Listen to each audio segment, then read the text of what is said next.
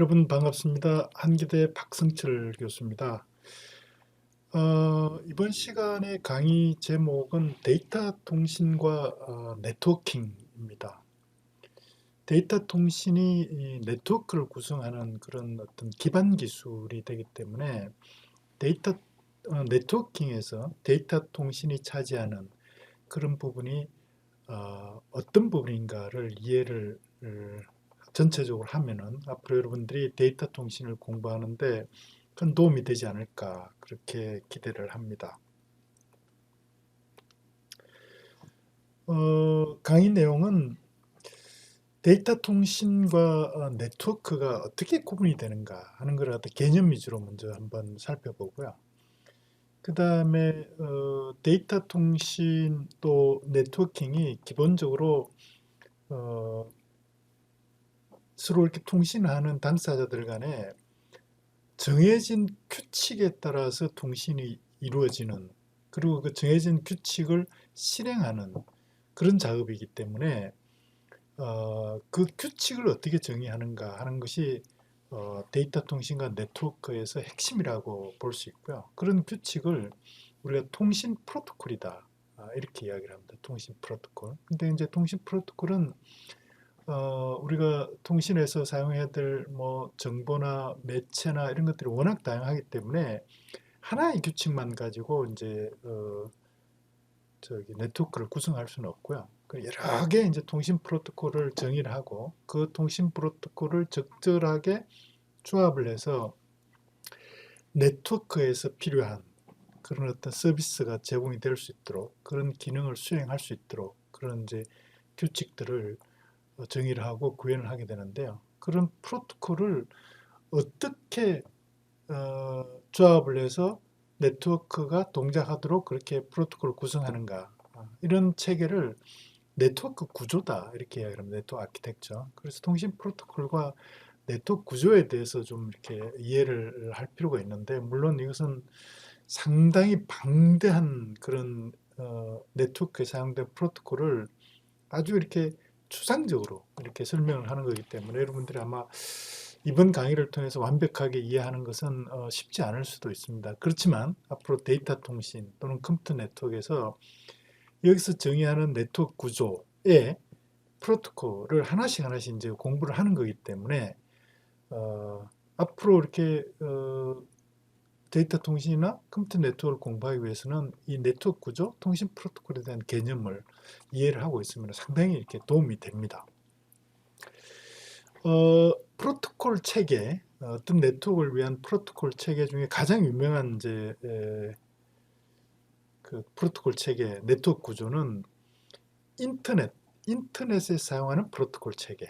그게 TCP/IP죠. 인터넷이라는 네트워크에 사용하는 프로토콜 체계를 우리가 TCP/IP다. 그러니까 TCP/IP는 TCP하고 IP 프로토콜 두 개만을 사실 이야기하는 건 아니고요. 인터넷이라는 네트워크에서 수많은 프로토콜들이 이렇게 이제 사용이 되고, 그게 이제 체계적으로 다 이렇게 서로 연계가 돼서 인터넷에서 필요한 그런 어떤 기능들을 이제 수행을 하게 되는데, 그 중에서 가장 중요한 프로토콜이 사실 TCP하고 IP라는 프로토콜이거든요. 그래서 그 프로토콜 전체 체계 이름을 TCP/IP다 이렇게 이제 이야기를 하지만, 단지 두 개의 프로토콜만으로 구성되는 그런 프로토콜 체계는 아니다 이렇게 이해를 하시면 되고요. 그리고 또 하나 이제 유명한 네트워크 구조 프로토콜 체계가 OSI라는 겁니다. OSI, Open System Interconnection인데, 그 이 TCP/IP는 주로 이제 컴퓨터 네트워크에서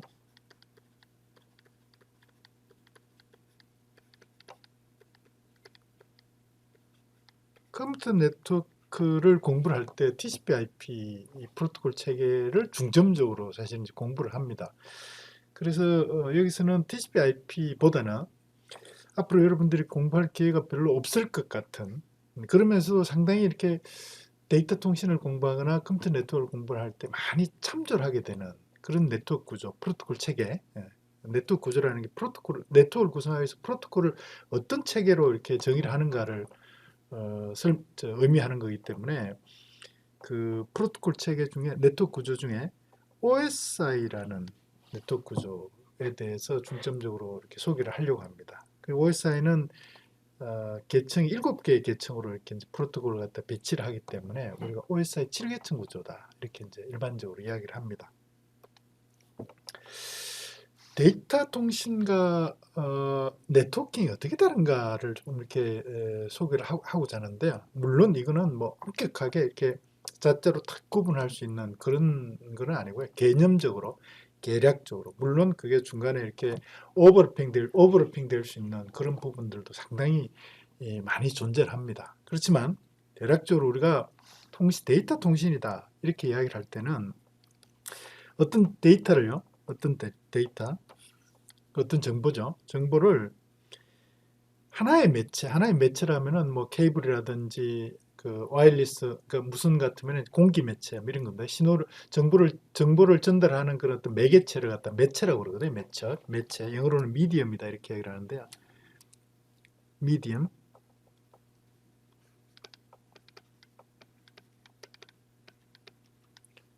정보를 전달하는 그런 어떤 매개체죠. 뭐 케이블 같은 게 이제 대표적인 매체고요. 광 케이블이나 뭐 구리선 같은 케이블.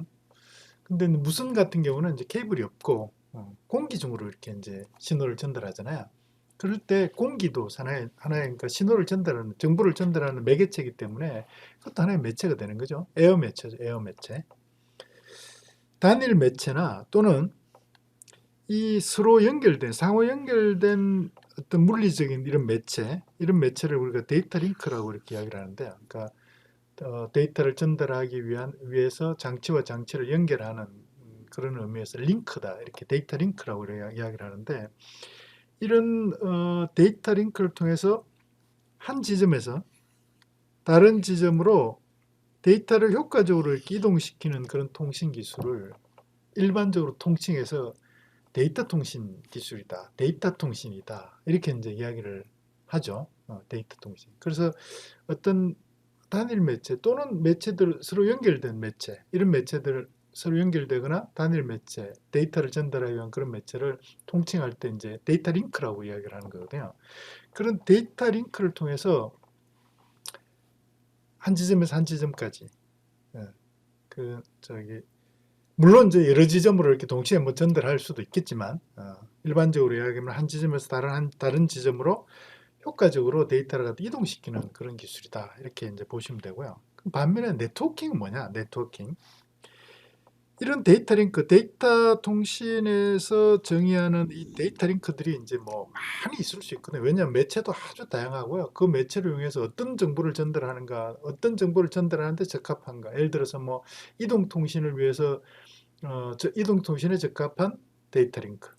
그 다음에 우리 학교 같이 유선 네트워크에 적절한 데이터 링크. 뭐 또는 뭐 위성 통신에 적절한 데이터 링크. 뭐 데이터 링크가 엄청나게 이렇게 많이 있을 수 있거든요. 그러니까 뭐 이렇게 그 해저 광 케이블을 이용하는 데이터 링크. 이런 많이 있을 수 있다고요. 이런 다양한 데이터 링크 상의 데이터 통신 기술을 활용해서 어떤 특정 그룹의 통신 장치들을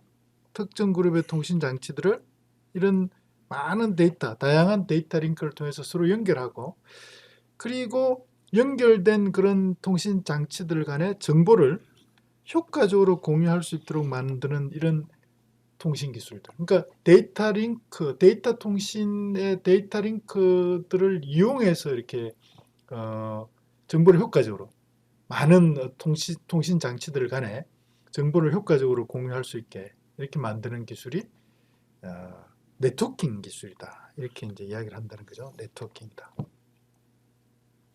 그리고 이 네트워킹이라는 게 이제 통신 장치들을 갖다 연결하는 그런 이제 기술이기 때문에, 그때 연결되는 통신 장치를 크게 나누면 이제 두 가지로 보통 나누는데, 두 가지. 하나는 종단 시스템이다 이렇게 이야기하면 종단이라는 게 엔드 시스템, 끝에 연결된다 이런 이야기인데, 어떤 이렇게 네트워크가 있으면은 보통 이제 네트워크를 우리가 이제 그림처럼 안에 뭐가 있는지 모른다 이렇게 해서 구름처럼 이렇게 그리는데, 이 네트워크에 연결되는 장치, 이렇게 네트워크의 끝에 연결되는 장치다 이렇게 해서 엔드 시스템이다 이렇게 이야기를 하는 거죠. 종단 장치다. 이렇게 이야기를 하는데 그러니까 최종 사용자들이 네트워크의 최종 사용자들이 사용하는 그런 장치를 이제 엔드 시스템, 종단 시스템이다. 이렇게 이야기해요. 종단 장치, 종단 시스템 이렇게 이야기를 하고 인터넷에서는 이런 종단 시스템을 뭐라고 이야기를 하냐면 여러분들 많이 들어보셨을 텐데 호스트다 이렇게 이야기합니다. 호스트. PC라든지 인터넷에 연결되어 있는 PC라든지 서버 컴퓨터라든지 뭐 스마트폰이라든지 이런 장치들 있잖아요. 그 최종 사용자가 사용하는 그런 장치, 이런 장치를 이제 엔드 시스템, 종단 시스템, 호스트 이렇게 이야기를 하고요. 이 종단 장치, 종단 시스템 간의 효율적인 통신을 돕기 위해서 그런 돕는 그런 장치들이 있거든요. 최종 사용자가 사용하는 장치가 아니고 최종 사용자가 사용하는 종단 장치, 종단 시스템 효율적인 통신을 도와주는 그런 장치들이 있다고요. 그런 장치들을 중계 시스템이다, 릴레이 시스템이다 이렇게 합니다.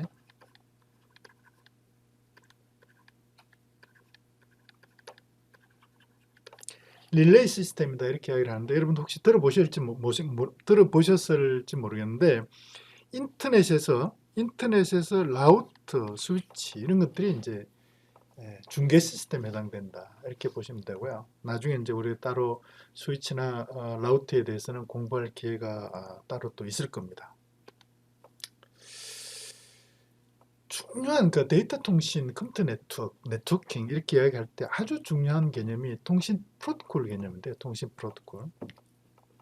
통신을 한다는 것은 서로 이렇게 떨어져 있는 그래서 물리적인 그런 어떤 매체로 서로 연결되어 있는 물론 물리적인 매체 여러 개를 거쳐서 이렇게 연결이 될 수도 있습니다.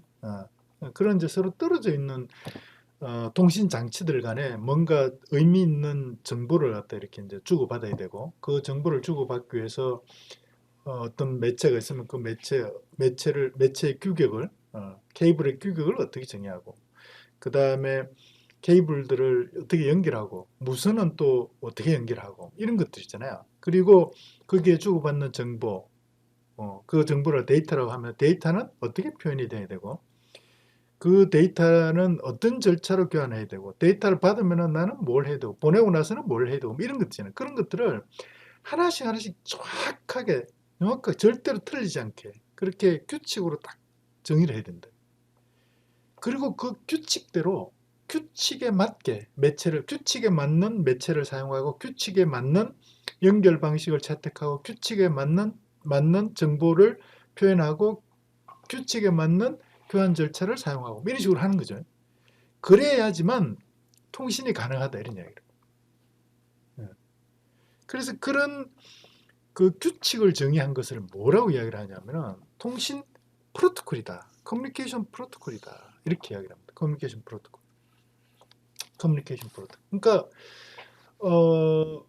그 네트워크에서 어떤 종단 시스템 간에 뭔가 정보를 주고받으려면은 여러 개의 정의된 규칙을 그대로 이렇게 따라가면서 정보를 갖다 이렇게 교환해야 된다 이런 얘기.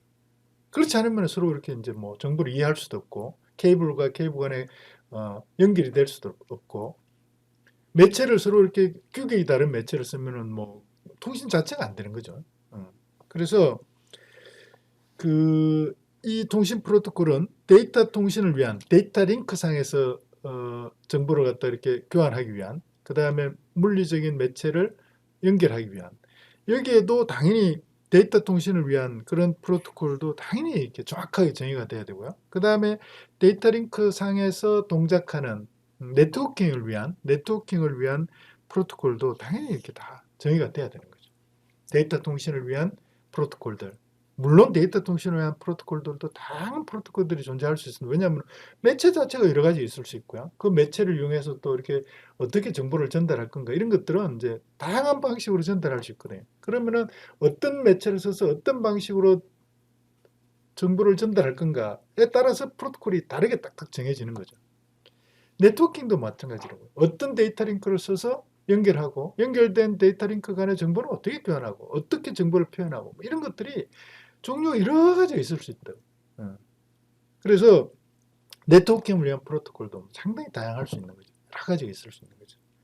그래서 이 통신 프로토콜은 수많은 아주 다양한 통신 프로토콜이 존재할 수 있다. 그리고 기술이 발전하면은 또는 매체가 이렇게 새로운 매체들이 개발되면은 또는 뭐 새로운 서비스가 필요했다. 새로운 서비스가 필요하면 새로운 서비스에 따라서 프로토콜들은 새로운 서비스가 예를 들어서 뭐 카카오톡 같은 거는 예전에 없었잖아요. 그러면 카카오톡 같은 그런 새로운 서비스 나오면은 카카오톡이라는 서비스를 제공하기 위해서 사용자 간의 정보, 어떤 정보를 어떻게 교환해야 되는가 이런 거는 기존에 있는 통신 프로토콜 가지고는 제공을 할 수가 없는 거죠. 왜냐하면 완전 새로운 규칙으로 정보를 갖다 전달해야 되니까, 그죠? 그래서 이 프로토콜은, 통신 프로토콜은 계속해서 새로운 프로토콜들이 개발되고 그 프로토콜들에 따라서 프로그램을 만들어서 실행하면은 그게 이제 어떤 데이터 통신과 네트워킹 기술이 접목된 네트워크의 하나의 서비스가 된다. 이렇게 이제 보면 된다는 거죠. 조금 이렇게 추상적인 설명이라 조금 이해가 어려울 수도 있는데 이제 하나씩 한번 봅시다. 그래서 네트워크란 건 뭐냐? 그럼 네트워크. 예전에 이제 네트워크 이러면 보통 컴퓨터 네트워크 이렇게 이야기를 했는데요. 예전에는 데이터 통신 네트워크 이러면 이제 컴퓨터 간에 이렇게 데이터를 주고받기 위한, 데이터를 교환하기 위한 그런 네트워크이기 때문에 컴퓨터 네트워크 이렇게 이야기를 하는데 지금 뭐 여러분들 아시다시피 인터넷만 해도 컴퓨터만 연결되는 게 아니잖아요. 수많은 장치들, 다양한 장치들이 연결되기 때문에 컴퓨터 네트워크 이렇게 이야기를 하면 사실은 좀 이제 좁은 의미의 그런 이제 네트워크처럼 되는데 그래서 컴퓨터 네트워크를 하더라도 컴퓨터만 연결된 네트워크를 의미하는 것은 아니다. 이렇게 이해를 하시면 됩니다. 그래서 네트워크다 이러면은 공통의 데이터 통신 프로토콜 집합들, 물론 데이터 통신만 해당되는 건 아니고요. 데이터 통신과 네트워킹,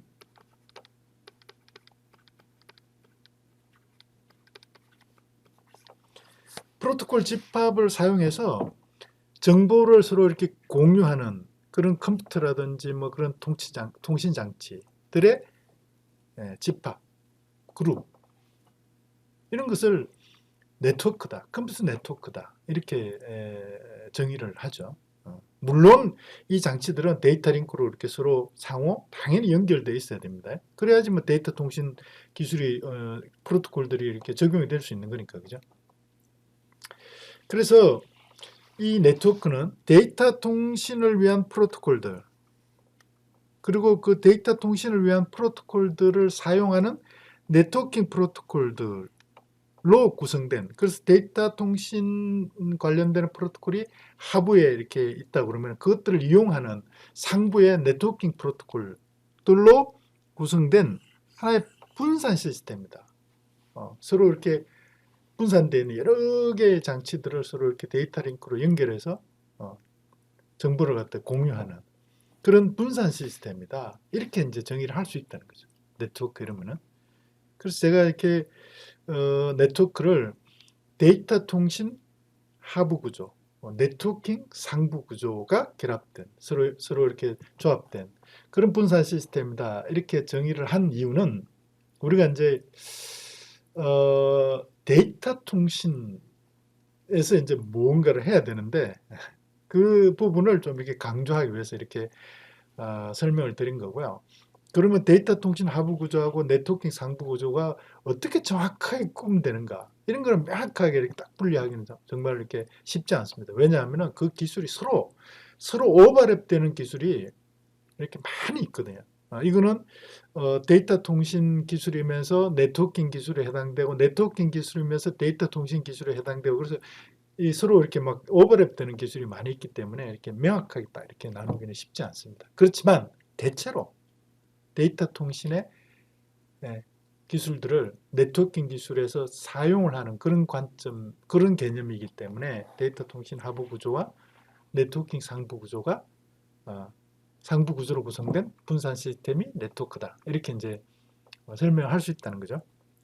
그래서 지금 제가 설명을 드린 대로 네트워크는 데이터 통신과 네트워킹을 위한 많은 프로토콜들이 서로 이렇게 조합이 돼서 동작하는, 동작, 그 프로토콜들을 실행해서 동작하는 그런 이제 네트워크이기 때문에 그 네트워크는 이런 여러 개 통신 프로토콜들로 구성이 되고, 그런 통신 프로토콜, 어떤 네트워크, 특정 네트워크를 위한 통신 프로토콜이 어떻게 만들어졌는가, 통신 프로토콜 체계를 우리가 뭐라고 이야기를 하면은 그 네트워크의 네트워크 아키텍처, 네트워크 구조다, 이렇게 이야기를 한다는 거죠. 그래서 인터넷을 위한 네트워크 구조는 TCP/IP 프로토콜 체계, 또 국제 표준 그 네트워크를 위한 프로토콜 체계는 OSI, 질계층 구조. 이렇게 이제 프로토콜 체계를 네트워크 구조다, 이렇게 이야기를 한다는 거예요. 그래서 유명한, 가장 이제 우리가 많이 쓰고 있는 네트워크 구조는 물론 이제 TCP/IP 프로토콜 체계죠. TCP/IP 프로토콜 체계.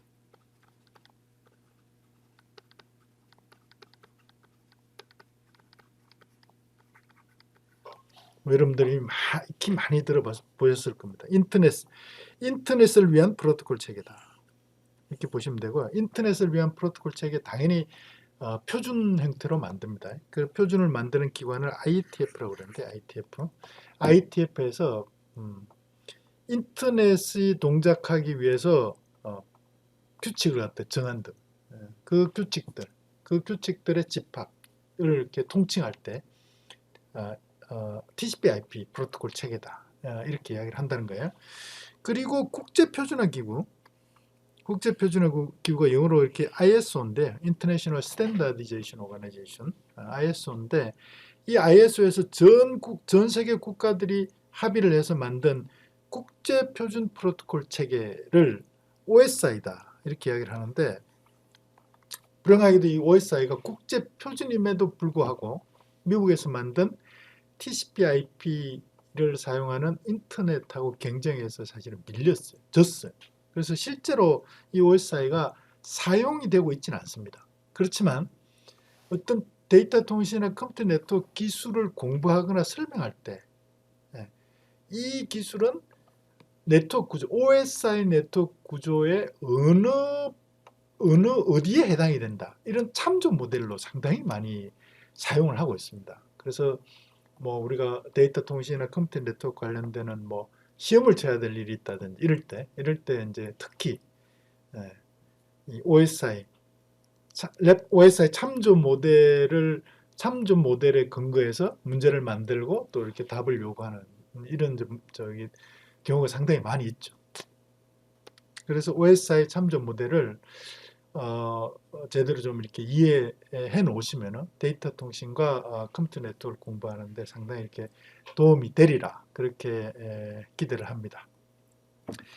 근데 이 OSI 프로토콜 구조는 프로토콜들을 계층으로 이렇게 배치를 하는데요. 계층으로 배치를 하는데 7개의 계층으로 배치를 하면은 가장 효과적인 네트워크를 구성할 수 있다. 그렇게 해서 7개의 계층으로 통신 프로토콜들을 배치를 했어요. 그래서 제일 밑에 있는 프로토콜 계층을 피지컬 계층이다, 물리 계층이다, 이렇게 이제 정의를 했고요. 이 물리 계층을 이용하는 계층을 데이터 링크 계층이다, 이렇게 이야기를 했고요. 이렇게 정의를 했고, 데이터 링크 계층의 프로토콜을 이용해서 정의되는 프로토콜 계층을 네트워크 계층이다, 이렇게 정의를 하고, 네트워크 계층 프로토콜을 이용해서 트랜스포트 계층 프로토콜을 정의하고, 트랜스포트 계층 프로토콜을 이용해서 세션 계층을 이용해서 프레젠테이션을 위해서 어플리케이션 계층의 프로토콜을 정의한다. 이렇게 프로토콜 체계를 딱 정의를 했어요. 이렇게 7개의 계층, 1부터 피지컬 레이어, 물리 계층부터 응용 계층까지, 7번 응용 계층까지 7개의 계층으로 프로토콜을 계층화해서 배치를 하면은 가장 효율적인 그런 네트워크를 구성할 수 있다. 이렇게 해서 7개의 계층 구조로 프로토콜을 정의를 했어요. 이 유명한 OSI 7계층 구조입니다. 그래서 모든 장치들은 이 7개의 모든 장치는 아니고요. 그러니까 우리가 앞에 제가 설명할 때 통신 장치들이 엔드 시스템, 종단 장치하고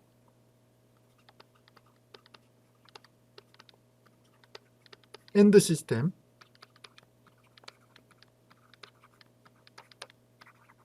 그 중계 시스템이 있다고 그랬잖아요. 중계 릴레이 시스템.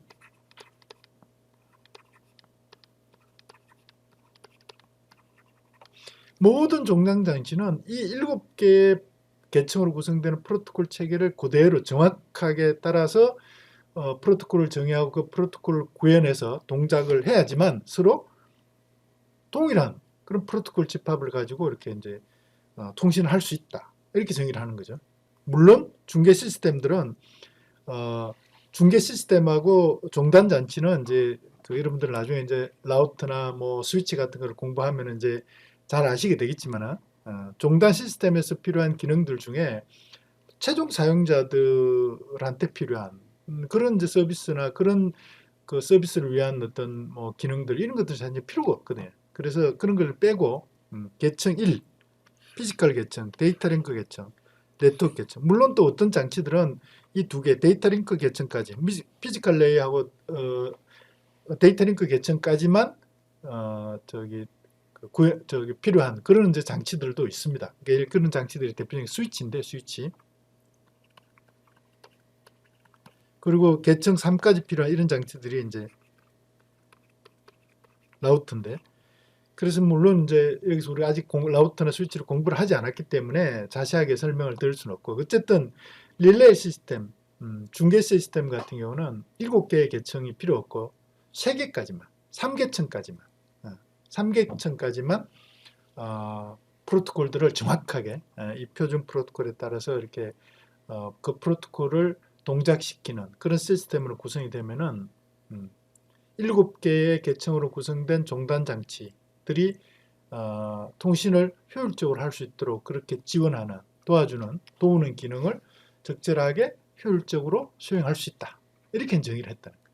그래서 우리가 지금 공부를 해야 될 거는 7개의 계층에서 각각 계층에서 하는 역할이 무엇인가. 물론 이렇다고 해서 각 계층이 이 계층의 물리 계층이다. 이래 물리 계층의 프로토콜이 하나만 정의되어야 된다. 이런 건 전혀 아닙니다. 왜냐하면 물리 계층이라 하면 나중에 좀 이따 보겠지만은 물리적인 그런 매체를 이용해서 그 매체의 규격, 그다음에 매체를 이용해서 정보를 어떻게 표현해서 전달할 건가 이런 걸 정의하는데 매체의 종류라는 게 여러 개 있을 수 있거든요. 광 케이블도 있고 구리선도 있고 뭐 구리선 중에도 동축 케이블도 있고 UTP도 있고 뭐 그다음에 무선도 있고 많이 있잖아요. 그래서 규칙을 물리 계층이라고 해서 규칙을 하나만 정의를 할 수 없대요. 여러 개가 정의될 수 있죠. 그렇지만 그 매체를 이용해서 그 매체들을 이용해서 데이터 링크 계층을 정의하고 데이터 링크 계층도 여러 개 있을 수 있어요. 프로토콜이. 그걸 이용해서 네트워크 계층을 정의하고 네트워크 계층을 이용해서 이제 트랜스포트 계층을 정의한다. 이렇게 이해를 하시면 되고 여기서 계층이라는 게 한 개의 계층이 한 개 프로토콜을 의미한다. 이런 건 아닙니다. 응용 계층 같은 경우는 최종 사용자한테 서비스를 제공하기 위해서 정보를 어떻게 교환할 건가를 정의하는 프로토콜이 이제 배치되는 계층이 응용 계층인데요. 응용 계층 같으면 응용 서비스라는 게 얼마든지 많이 있을 수 있거든요. 그러니까 그 응용 서비스에 따라서 응용 프로토콜들이 많이 정의될 수 있는 거죠. 그러니까 응용 계층에 응용 프로토콜이 많이 정의될 수 있다. 그래서 기본적으로 각 계층에는 통신 프로토콜들이 다양한 통신 프로토콜이 정의될 수 있다. 이렇게 이해를 하셔야 됩니다. 오케이? 자, 그러면은 최상위 계층 7개 계층 중에 7계층 중에 최상위 계층이 7계층인데 이 계층을 이제 어플리케이션 계층, 응용 계층이다. 이렇게 이야기를 합니다. 응용 계층, 응용. 어떤 네트워크를 응용해서 최종 사용자한테 서비스를 제공하는 그런 서비스를 응용 서비스라고 그러고요. 그 응용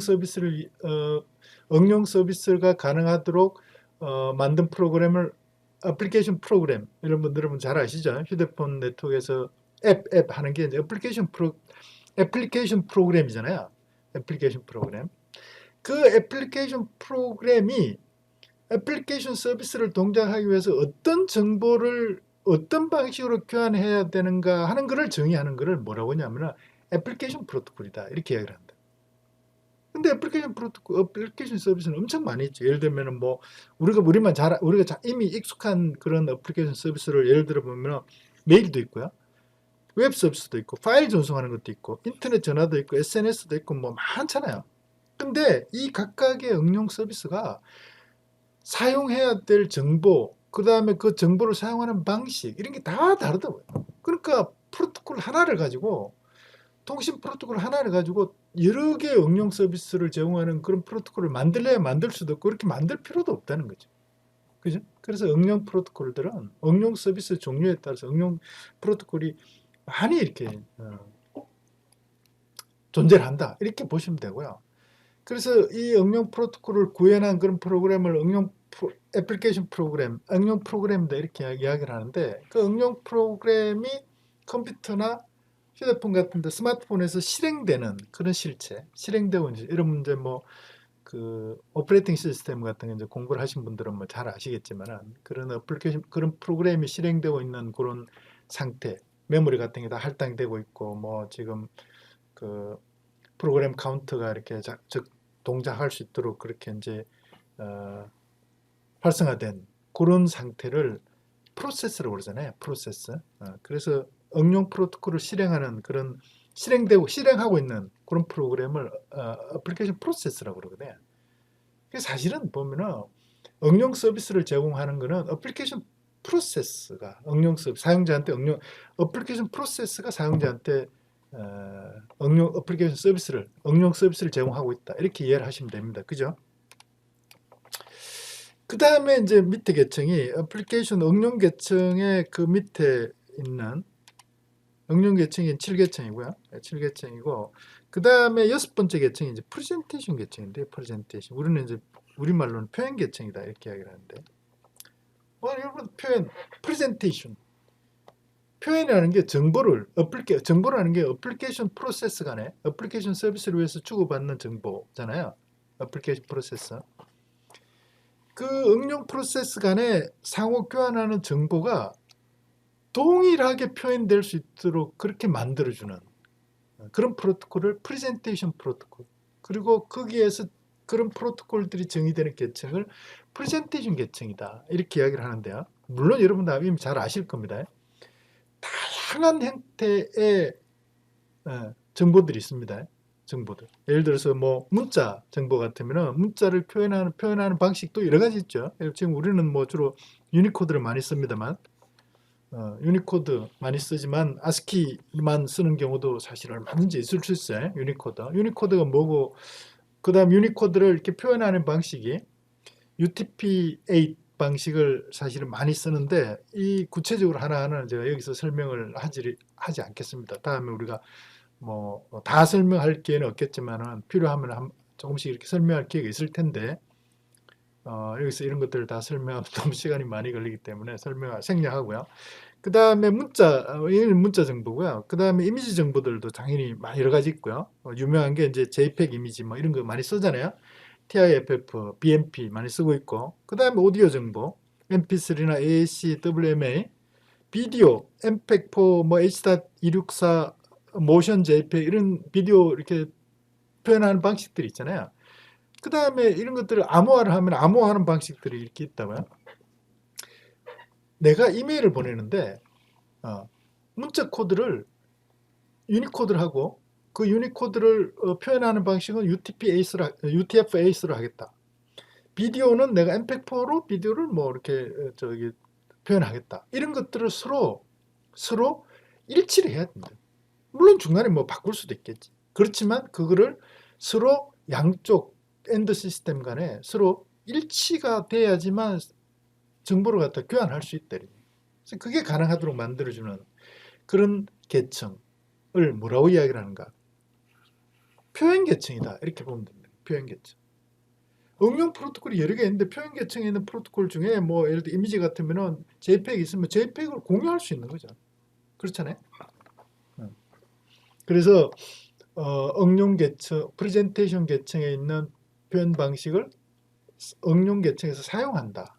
이런 개념으로 보면 된다고요. 이해가 되셨죠? 오케이. 자, 그 다음에 그 밑으로 한번 내려가죠. 세션 계층.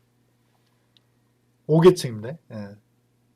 6계층이 이제 프레젠테이션 계층이고, 7계층은 응용 계층, 어플리케이션 계층이고, 다섯 번째 계층, 5계층이 세션 계층인데요. 이 세션 계층은 어플리케이션 프로세스 간에 서로 이렇게 정보를 주고받는다, 이런 것 갖다 이제 대화를 한다, 이렇게 이제 이야기를 할 수 있는데, 대화. 어플리케이션 프로세스들 간에 이렇게 정보를 서로 주고받는 대화를 한다, 이렇게 보면 되는데, 그런 대화의 단위를 보통 일반적으로 우리 이야기를 할 때, 세션이라고 이야기하거든요, 세션. 어떤 주제를 가지고 그 주제에 맞는 대화를 이렇게 진행하는 이런 단위를 이제 세션이다, 이렇게 이야기를 하는데, 통신에서도 당연히 이제 뭐 어떤 목적을 가지고 이렇게 통신을 하는 거니까 그 목적에 맞는 통신의 단위를 세션이다, 이렇게 정의를 한다는 거죠. 물론 세션이 여러 개가 이제 연속적으로 일어날 수도 있죠. 그런데 이 세션의 유형이 여러 가지 있을 수 있고요. 예를 들면 1대1 세션이 있을 수도 있고, 요새 뭐 우리 줌 같은 거 이런 거 많이 하잖아요. 화상회의. 이런 것들은 다자간 회의죠. 다자간 회의. 다자간 세션이죠. 그죠? 그리고 다자간 세션도 또 뭐 방식도 여러 가지 있을 수 있어요. 대화 방식이. 예를 들어서 제가 지금 하는 강의를 줌으로 한다 이러면 강의는 많은 경우에 단방향으로 이렇게 이제 강의가 진행이 될 때가 많겠죠. 그죠? 그리고 이제 뭐 서로 이렇게 소통할 수 있게 또 이렇게 할 수도 있고 뭐 그렇겠지만, 그래서 단방향으로 할 수도 있고 완전 양방향으로 이렇게 할 수도 있고, 또는 토큰을 딱 이렇게 해서 누가 이렇게 그 발언권을 줄 때만 서로 이렇게 대화를 할 수 있게 하는 그런 방식으로 할 수도 있잖아요. 그런 방식으로 하는 거를 이제 완전 이중이 아니고 반 이중 방식으로, 하프 두플렉스 방식으로 대화를 한다, 이렇게 이야기를 하거든요. 그래서 내가 어플리케이션 프로세스 들어가는 대화를 하는데 세션을 열어가지고 그 세션을 어떻게 컨트롤할 건가, 어떻게 제어할 건가, 그리고 그 세션에 사용하는 매체는, 미디어는 뭐 오디오만 쓸 건지 비디오도 같이 쓸 건지 아니면 텍스트도 같이 쓸 건지, 요새 뭐 우리 줌 회의 같은 거 하면 세 개를 다 쓰는 경우도 많죠. 그죠? 왜냐하면은 말도 하고 또 서로 얼굴도 보고, 또는 파일 같은 거 공유해서 이렇게 서로 이렇게 보면서 하고 이러잖아요. 그래서 그 매체들을 어떤 매체들을 쓸 건지, 그 다음에 그 매체들을 또 중간에 바꾸기도 하고 뭐 이런 것들을 어떻게 제어하는, 그 세션의 형태를 결정하고 세션을 제어하는 이런 기능들을 공통적으로 정의한 그런 계층을 뭐라고 이야기하냐면은 세션 계층이다, 이렇게 정의를 했다. 세션 계층, 5계층. 아시겠습니까? 조금 이렇게 추상적이라서 좀 이렇게 이해가 잘 안 될 수도 있는데, 어쨌든 그렇게 다섯 번째 계층이다, 이렇게 이제 세션 계층으로 정의를 했고요. 그 다음에 트랜스포트 계층이 4계층인데, 4계층 트랜스포트 계층. 트랜스포트 계층은 어플리케이션 프로세스가 있으면은 이 어플리케이션 프로세스 간에 정보를 어떻게 전달하잖아요. 정보를 전달하면은 그 정보가 신뢰할 수 있도록 데이터가 전달되는데 필요한 그런 기능, 절차, 이런 것들을 정의하는 프로토콜을 트랜스포트 프로토콜이다 하고, 그 트랜스포트 프로토콜이 정의되는 계층을 트랜스포트 계층이다, 이렇게 이야기를 하는데요. 여러분들 혹시 들어보셨겠죠?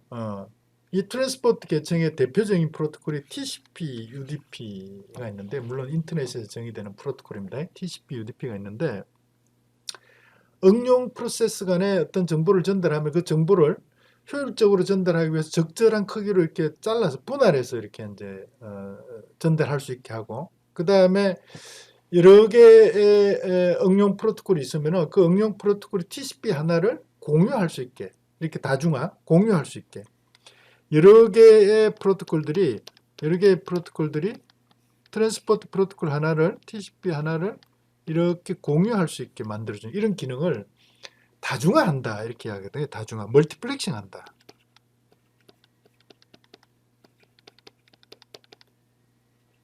멀티플렉싱, 다중화한다, 이렇게 이야기하거든요. 다중화.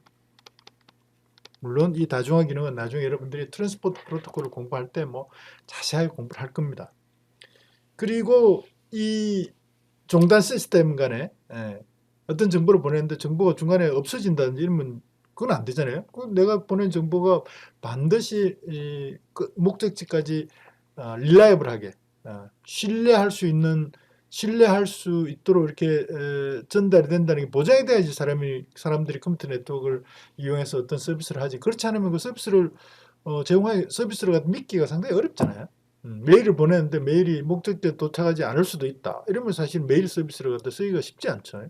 상대방이 메일을 받고도 안 받았다 하는지, 이게 메일이 안 갔는데 진짜 안 간 건지, 제가 받고는 안 받았다고 이야기하는 건지, 이런 거를 확인할 수 없죠. 그러니까 보장할 수 없으면은 쓰기가 상당히 어려운 거죠. 그래서 종단 간에 응용 프로세서 간에 오류가 생겼으면 오류를 복구하는 이제 그런 서비스. 그 다음에 뭐 종단 간에 수신자가 받을 수 있는 양만큼만 데이터를 전달하게. 그래서 신뢰할 수 있는 그런 정보 전달이 가능하도록 그렇게 만들어주는 규칙. 그런 규칙을 트랜스포트 프로토콜이다 이야기하고요. 그 트랜스포트 프로토콜들이 정의되는 그런 계층을 트랜스포트 계층이다 이렇게 이야기하고, 트랜스포트 계층 프로토콜의 대표적인 이제 프로토콜이 TCP/UDP가 있습니다. TCP/UDP는 다음에 컴퓨터 네트워크 공부할 때 이제 또 공부할 기회가 있을 겁니다. 그 다음에 계층 3은요. 3은 네트워크 계층인데, 네트워크 계층. 데이터 링크들이 이제 그 데이터 통신에서 데이터 링크 상에서 어떤 정보를 전달하는 그런 기능, 그런 규칙을 정의하는 게 데이터 통신이라고 그랬잖아요. 그 데이터 통신, 그 데이터 링크 간에 데이터 링크를 상호 어떻게 연결할 건지, 그 다음에 상호 연결된 데이터 링크 간에 효율적으로 데이터 전달하는 절차, 또 데이터 링크 간에 효율적으로 데이터 전달하기 위한 어떤 경로. 왜냐하면 데이터 링크 여러 개가 서로 이렇게 연결되어 있으면 어느 데이터 링크들을 거쳐가면서 데이터를 전달해야지 가장 효율적인가. 그런 것들 이제 경로를 갖다가 설정한다 이렇게 이야기를 하는데, 그런 경로 설정. 그 다음에 설정된 경로 따라서 데이터를 어떻게 전달할 건가, 데이터를 전달하는 그런 절차들.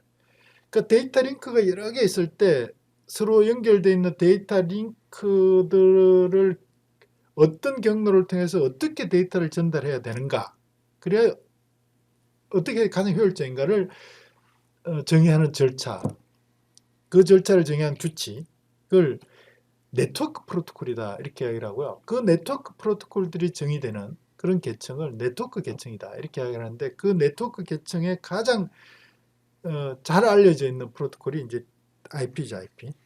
IP. 그리고 이제 네트워크 계층에 여러 개의 링크들이 연결되어 있고, 그 링크들을 통해서 이제 네트워크에 장치들이 연결될 텐데, 그 장치들의 주소를 정의를 하게 되는데, 네트워크 주소. 그런 주소는 네트워크 주소라고 그러고, 대표적인 네트워크 주소가 이제 IP 주소죠. IP 주소. 오케이? 자, 그 다음에 계층 2는 데이터 링크 계층입니다. 데이터 링크 계층. 하나의 어떤 물리적인 매체, 케이블이라든지 뭐 공기 매체 같은 이런 거, 에어 매체, 또는 서로 연결되어 있는 여러 개의 뭐 매체로 연결되어 있는 그런 어떤 그러니까 여러 개의 매체들로 연결되는 단일 매체일 수도 있고요. 그런 데이터 링크 상에서 데이터를 전송하는 절차. 데이터 링크 상에서 데이터를 전송하는 절차. 물론 데이터 링크 여러 개를 가지고 이제 연결하는 게 하나의 네트워크가 되고, 그 네트워크 상에서 어떤 데이터 링크를 거쳐서 어떻게 전달해야 돼, 이런 이제 그 절차가 네트워크 계층에서 정의된다고 그랬잖아요. 그 밑에 데이터 링크 상에서 데이터를 전송하는 절차를 정의하는 그런 계층을 데이터 링크 계층이다 이렇게 이야기를 하고요. 데이터 링크 계층에서 전송된 데이터 단위를 정의하고 전송 절차를 정의하고, 그 다음에 그 데이터 링크 상에서 뭐 예를 들어서 자본 같은 게 끼어가지고 오류가 발생했다 이러면 그 오류를 복구하고, 탐지하고 복구하고, 그 다음에 그 데이터 링크 상에서 수신자가 데이터를 받을 수 있을 양만큼 보내는 그런 흐름 제어도 있고요. 그 다음에 양쪽에서 이렇게 나중에 이제 우리가 구체적으로 공부를 하겠지만은 어떤 신호를 만들어서 보내는데, 그 신호 하나가 이렇게 신호를 정의하는 이게 시간이 딱딱 정해져야 되거든요. 이 신호는 신호의 길이가 얼마다 이렇게 딱딱 하나씩 이렇게 정해져야 되는데 그 신호의 길이 시간을 재려고 그러면은 통신하는 양쪽 링크 끝에 있는 장치가 시계가 정확하게 일치를 해야 된다. 시계를 일치시키는 그런 작업을 동기를 맞춘다 이렇게 하거든요. 싱크로나이제이션 한다.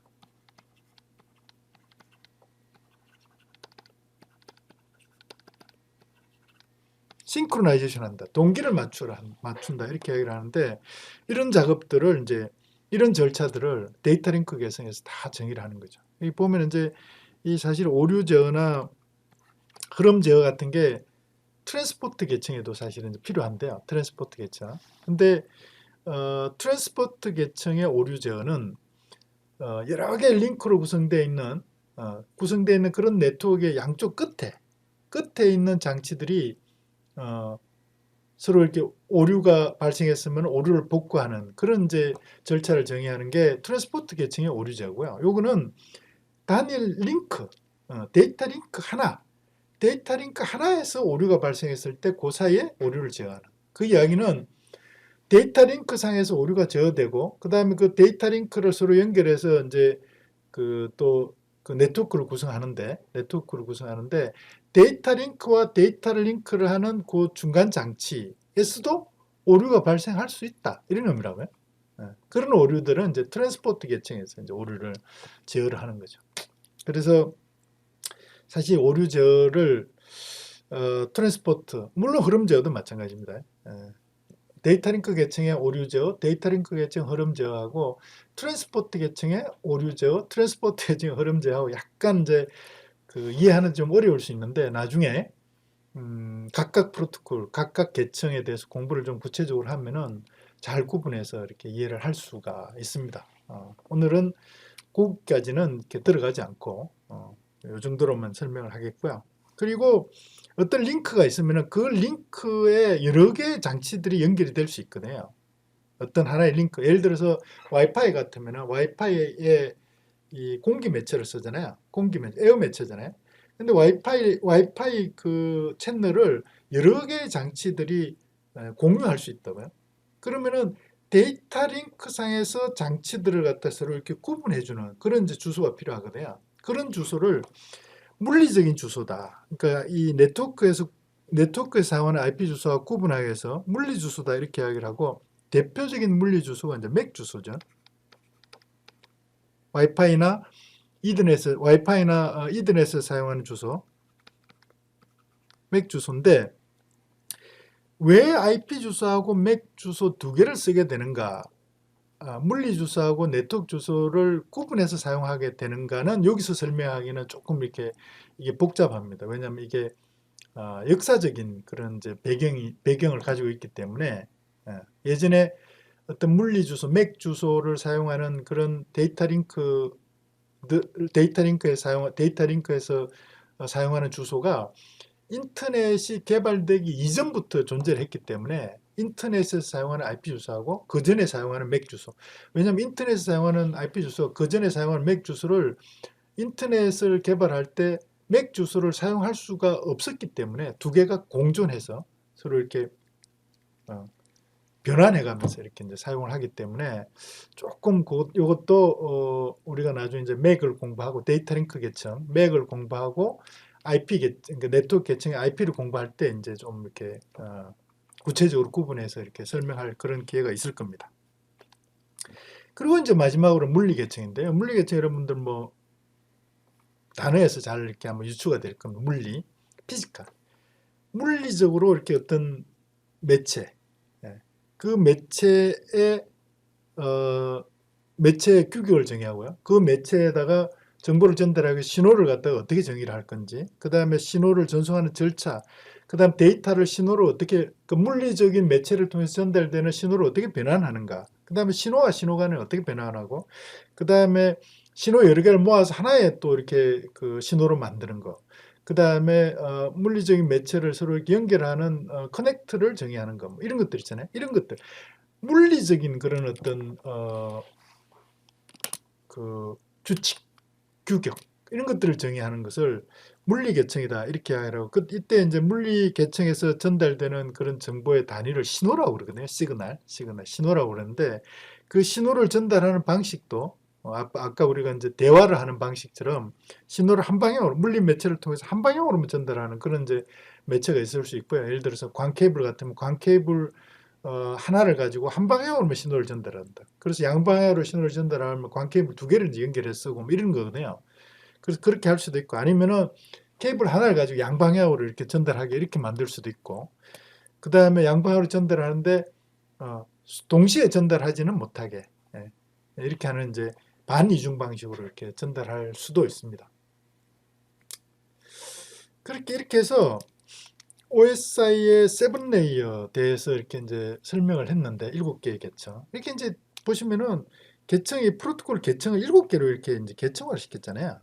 그 이야기는 밑에 있는 계층의 프로토콜을 이용해서 위에 있는 계층의 프로토콜을 정의를 해 나간다. 이렇게 보시면 된다고요. 이렇게. 그래서 밑에 있는 계층 프로토콜은 위에 있는 계층에 있는 프로토콜이 공유할 수 있는 이렇게 이제 볼 수 있는 거죠. 그래서 예를 들어서 여기에 이메일이 있으면은 이메일이 있고 웹이 있으면은 여기에 암호화는 또는 오디오 이런 표현 방식은 같이 공유를 할 수 있는 거죠. 웹도 이메일도 오디오 표현 방식 중에 특정 오디오 표현 방식으로 쓰고 웹도 쓰고 암호화도 마찬가지 이렇게 그죠? 이렇게 공유할 수 있는 거죠. 이렇게. 세션도 마찬가지. 세션도 이렇게 공유할 수 있고요. 여기에 트랜스포트 계층에 TCP가 있으면 TCP를 위에 있는 프로토콜들이 공유할 수 있는 거죠. 이렇게. 그런 개념입니다. 그렇게 정의를 하는 걸 이제 프로토콜 계층 구조로 정의한다 이렇게 이야기를 하는데 그러면은 사실은 이제 밑에 공통적인 그런 어떤 규칙은 당연히 이제 공유를 할 수 있는 거죠. 그래서 프로토콜 공유가 용이하고 새로운 프로토콜 정의할 때 공유할 수 있는 거는 정의할 필요가 없는 거잖아요. 기존에 있는 걸 쓰면 되니까.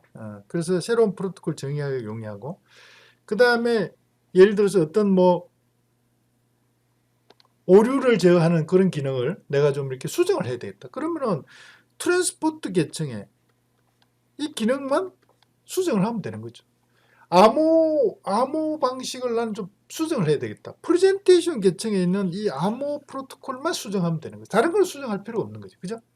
그래서 이 프로토콜 유지 보수도 용이하고 그 다음에 전체적으로 하나로 이렇게 뭉뚱그려 만들어 놓은 것보다는 프로토콜을 계층화해서 이렇게 정의를 하면 훨씬 프로토콜의 그러니까 이 시스템의 동작 방식을 이해하는데도 상당히 용이하다. 이렇게 이제 해서 이 프로토콜을 계층화해서 정의를 하게 되는데 어떻게 보면 좀 치명적인 단점이 뭐냐면 최적화가 어렵다 이런 거예요. 예를 들어서 나는 어떤 계층에 정의된 프로토콜 중에 사실 그게 다 필요 없고 조금만 필요한데 내가 그걸 공유해서 쓰다 보니까 그 전체 기능을 다 이렇게 내가 사용해야 되는 그래서 아주 최적화된 옵티멀한 그런 어떤 시스템을 구현하는 게 쉽지 않아지는 이제 그런 문제들이 이제 약점으로 단점으로 이렇게 이제 이야기가 됩니다. 오케이?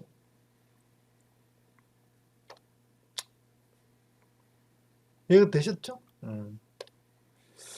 자, 그리고 이제요. 그리고 지금까지 우리 설명한 게 OSI 7레이어, OSI 모델에 대해서 설명을 했고요. OSI 7계층 구조. 그 인터넷에서 사용하는 프로토콜 체계를 TCP/IP 네트워크 구조, TCP/IP 모델이다. TCP/IP 프로토콜 체계다. 이렇게 얘기를 했잖아요. 근데 TCP/IP는 계층 구조를 4개 계층 구조로 정의를 했어요. 4개. 4개. 트랜스포트 계층하고 네트워크 계층은 이름은 좀 다른데 같아요. 트랜스포트 계층은 같고 네트워크 계층은 인터넷 레이어라고 정의를 했어요. TCP/IP는 인터넷 레이어. 왜 인터넷 레이어라고 정의했는가는 나중에 우리가 컴퓨터 네트워크에서 IP를 공부할 때, 네트워크 계층을 공부할 때 여러분들이 이제 좀 구체적으로 공부를 해야지 이해를 할 수 있기 때문에 여기서는 이름을 다르게 정했다. 이렇게만 설명 넘어가고요. 그리고 이 인터넷 네트워크 계층 밑에 링크 계층이라고 해서 피지컬, 물리 계층하고 데이터 링크 계층을 합쳐서 링크 계층이다. 이렇게 정의를 했어요. 링크 계층이다. 그리고 중요한 거는요. 이 프레젠테이션, 그러니까 세션 프레젠테이션 어플리케이션 계층을 다 묶어서 어플리케이션 계층으로 정의했어요. 그래서 1, 사실 이게 이제 1이라고는 보통 표현하지 않는데요. 1하고 1계층과 2계층을 하나로 통합했다. 이렇게 보시면 되고요. 3계층, 인터넷 레이어, 4계층 트랜스포트, 그다음 5계층. 이게 어떻게 보면 5개 계층인데 구분은 링크 계층에 그 피지컬하고 물리하고 피지컬하고 데이터 링크를 구분하지 않았기 때문에 4개 계층이지만은 OSI 7계층 구조로 보면은 5개 계층만 정의한 거. 그러니까 세션 프레젠테이션 어플리케이션은 어플리케이션 계층으로 하나를 통합했다. 이렇게 이해를 하시면 돼요. 오케이? 그래서 우리가 이제 주로 이제 컴퓨터 네트워크를 인터넷을 쓰기 때문에 이제 인터넷을 공부할 때는 요 OSI 7계층 구조에 맞추어서 이제 공부를 하는 건 아니고요. TCP/IP의 4개 계층, 어떻게 보면 이제 5개 계층, 그러니까 링크 계층을 물리하고 데이터 링크로 나누면 5개 계층이다 이렇게 설명할 수 있는데 그 계층을 가지고 공부를 하게 되고요. 근데 이제 저는 데이터 통신을 중심으로 해서 이제 이번에 강의를 진행할 거기 때문에 그 데이터 통신은 이 OSI 7계층, TCP/IP 이 계층 구조에서 보면은 데이터 통신에서 다루는 그런 프로토콜들은 계층 1하고요. 계층 2에 해당되는 피지컬 계층하고 데이터 링크 계층에서 정의되는 프로토콜들을 데이터 통신에서 공부를 한다. 이렇게 이해를 하시면 되고요.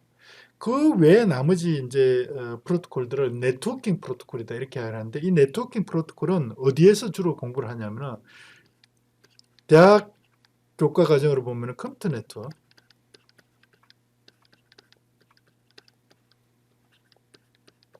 컴퓨터 네트워크에서 공부를 한다 이렇게 이해를 하시면 돼요. 그래서 컴퓨터 네트워크를 잘 이해를 하려고 그러면은 데이터 통신을 사실 좀 잘 알 필요가 있는 거죠, 그죠? 네. 그래서 이 데이터 통신하고 컴퓨터 네트워크는 좀 이렇게 네트워크라는 시스템 자체가 워낙 이렇게 방대하고 거기에 필요한 프로토콜들, 기능들이 워낙 많기 때문에 한 과목으로 이렇게 이제 공부하기는 좀 이렇게 쉽지 않아서 데이터 통신하고 컴퓨터 네트워크 이렇게 이제 구분해서 사실 공부를 하는데 아주 밀접하게 연관이 돼 있다. 사실 어떻게 보면 하나인 거죠. 왜냐하면은 데이터 통신 하부 구조를 이용해서 네트워킹 상부 구조를 만들고 그 데이터 통신 하부 구조와 네트워킹 상부 구조의 프로토콜로 네트워크가 구성이 되기 때문에 컴퓨터 네트워크가 구성이 되기 때문에 이건 사실 뗄래야 떼기는 상당히 어려운 거죠. 그런데 어쨌든 데이터 통신은 계층 1하고 계층 2의 프로토콜들을 위주로 이렇게 공부를 하고 컴퓨터 네트워크는 네트워킹 계층 3부터 7까지 의 프로토콜들을 주로 공부한다. 이렇게 이해를 하시면 되겠습니다. 여러분들 잘 이해가 됐습니까? 이번 시간에 어떻게 보면은 데이터 통신과 컴퓨터 네트워크 전체에 대한 하나의 어떤 인트로덕션처럼 제가 설명을 했기 때문에 조금 추상적인 그런 부분들도 꽤 있었을 겁니다. 그런 부분이 이해가 잘 안 되는 부분이 있으면은 다음에 데이터 통신, 컴퓨터 네트워크 이제 하나씩 우리가 이제 구체적으로 공부를 하게 될 텐데 그때 다시 한번 반복해서 제가 설명드릴 수 있는 부분을 설명을 드리고 여러분들도 또 설명을 듣다 보면은 좀 구체적으로 잘 이해가 되리라고 이렇게 기대를 합니다. 여러분 수고 많았습니다.